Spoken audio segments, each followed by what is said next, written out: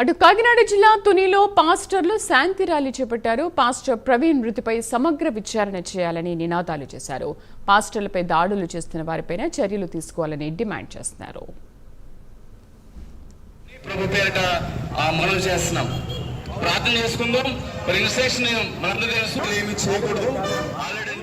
నియోజకవర్గ పాస్టర్లందరూ కలిసి పాస్టర్ ప్రవీణ్ ప్రగడాల గారి యొక్క అనుమానాస్పద మృతి కోసం ఈ రకంగా శాంతి ర్యాలీని ఏర్పాటు చేయడం జరిగింది.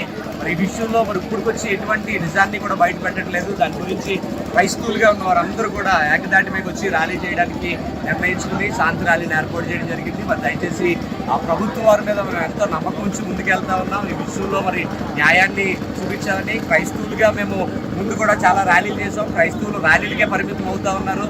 క్రైస్తవులుగా భారతదేశంలో ఒక పక్క బైబిల్ని, ఒక పక్కన రాజ్యాంగాన్ని పట్టుకుని ముందుకెళ్తా ఉన్నాం. ఈ విషయాన్ని మాకు క్రైస్తవులని మాకు చక్కని న్యాయాన్ని తెలియజేస్తారని మరొకసారి మేము ఈ ర్యాలీ ద్వారా, శాంతి ర్యాలీ ద్వారా తెలియజేస్తా ఉన్నాం. ఎన్నో సంవత్సరాలుగా ర్యాలీలకే పరిమితం అయిపోతా ఉన్నారు క్రైస్తవులు అనేవారు.